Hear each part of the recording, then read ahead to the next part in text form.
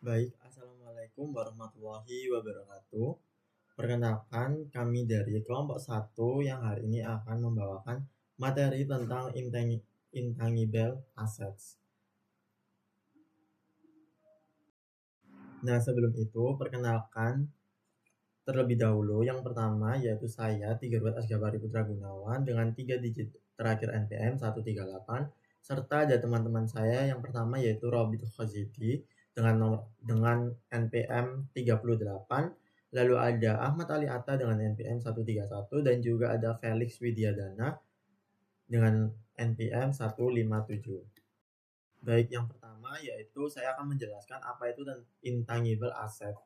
Jadi, intangible asset itu adalah aset tidak berwujud yang merupakan aset yang tidak memiliki bentuk fisik, tetapi tetap memberikan manfaat ekonomi bagi perusahaan tersebut di masa depan. Contohnya seperti hak paten, merek dagang, lalu hak cipta, lisensi, dan goodwill. Berbeda dengan aset tetap seperti gedung atau mesin, nilai utama aset tidak berwujud berasal dari hak keistimewaan atau keuntungan ekonomi yang dimilikinya.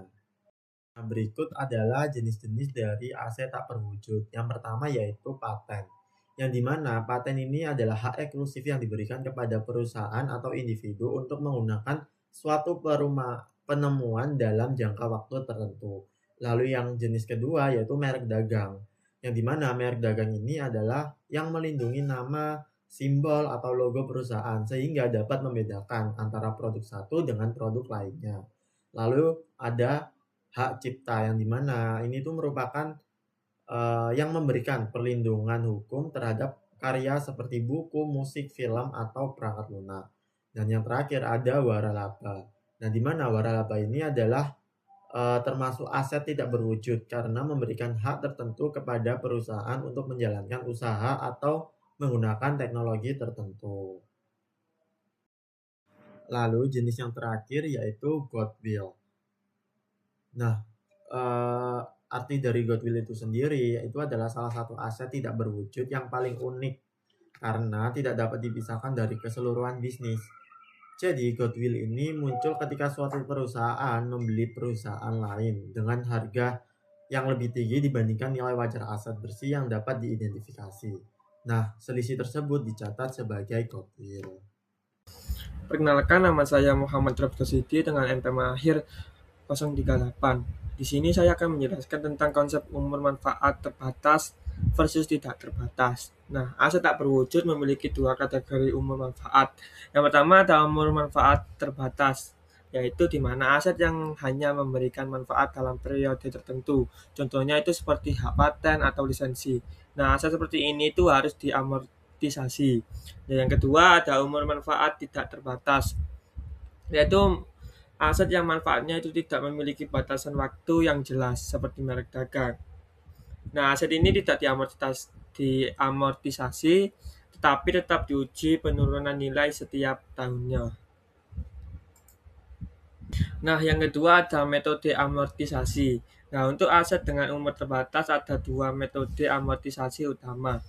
Yang pertama ada metode garis lurus, di mana beban amortisasi sama setiap tahunnya. Misalnya sebuah paten senilai 100 juta dengan umur 10 tahun akan diamortisasi 10 juta per tahunnya. Yang kedua ada metode berdasarkan penggunaan, di mana beban amortisasi itu mengikuti tingkat pemakaiannya. Metode ini itu cocok untuk aset yang bermanfaatnya itu bergantung pada aktivitas. Nah, selanjutnya ada uji penurunan nilai atau impairment test, di mana selain amortisasi kita juga perlu melakukan impairment test. Nah, tujuannya adalah untuk memastikan nilai buku tidak melebihi nilai yang dapat dipulihkan. Nah, langkah sederhananya bandingkan nilai buku dengan recoverable amount. Jika nilai buku lebih besar, maka perusahaan harus mencatat impairment loss.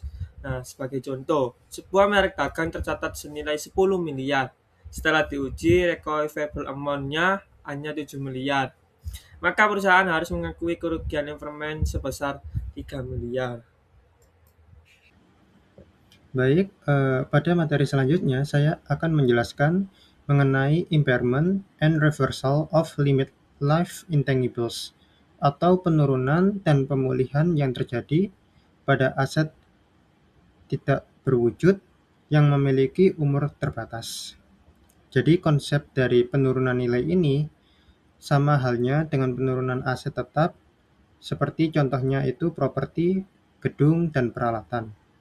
Nah, jadi penurunan aset pada aset yang tidak berwujud dengan umur terbatas ini terjadi ketika nilai tercatat aset yang dibandingkan itu lebih besar daripada nilai yang dapat dipulihkan atau recoverable amount. Nah, jadi untuk mendapatkan hasil perbandingan tersebut, dibutuhkan yang namanya impairment test atau uji penurunan nilai yang telah dijelaskan oleh rekan saya pada materi sebelumnya. Salah satu informasi yang menunjukkan bahwa perusahaan itu harus melakukan uji penurunan nilai itu dipengaruhi oleh faktor internal dan faktor eksternal. Faktor internal meliputi penurunan kinerja yang terjadi di sebuah perusahaan, sedangkan faktor eksternal itu meliputi penurunan buruk yang terjadi oleh lingkungan bisnis dan regulasi, serta adanya perkembangan teknologi. Nah, jadi kerugian impairment atau penurunan nilai itu akan dicatat ke dalam laporan laba rugi sebagai beban dan dapat dibalik jika nilai aset tersebut kembali meningkat. Sebagai contoh, untuk mencatat kerugian, kita dapat melakukan penjurnalan dengan loss impairment di debit sebesar nilai tertera pada patents atau aset tidak berwujud yang memiliki umur terbatas lainnya dengan nilai tertera. Nah, jadi recoverable reversal of limit life intangibles atau pemulihan aset tidak berwujud ini dapat terjadi ketika nilai tercatat itu lebih kecil daripada nilai yang dapat dipulihkan. Sehingga aset yang sebelumnya telah terjadi penurunan dapat dipulihkan sebesar nilai yang dapat dipulihkan. Jadi pencatatan pada aset yang telah mengalami pemulihan itu dapat dicatat sebagai berikut, yakni patents sebesar nilai tertera di debit pada recovery of loss impairment atau recovery of impairment loss sebesar nilai tertera di kredit. Selanjutnya ada research and development atau R&D. Jadi research and development ini dalam kaitannya dengan akuntansi adalah biaya yang dikeluarkan perusahaan untuk kegiatan penelitian dan pengembangan yang berguna untuk menciptakan suatu produk, proses, atau ide baru yang dapat memberikan manfaat di masa depan, seperti contohnya itu paten atau hak cipta. Nah, jadi menurut Ivers, biaya penelitian langsung itu dibebankan saat terjadi, sedangkan biaya pengembangan itu dapat dikapitalisasi jika proyek sudah menunjukkan potensi manfaat ekonomi di masa depan. Aktivitas R&D ini juga tidak mencakup perbaikan rutin atau peningkatan berkala pada produk dan proses yang sudah ada, karena kegiatan tersebut dianggap sebagai aktivitas operasional biasa dan bukan penelitian dan pengembangan. Jadi aktivitas R&D ini juga tidak mencakup perbaikan rutin pada produk atau proses yang sudah ada, dan R&D ini lebih berfokus pada penelitian dan pengembangan untuk menciptakan sesuatu yang baru atau memberikan manfaat di masa depan. Dalam akuntansi, biaya R&D umumnya langsung dibebankan saat terjadi.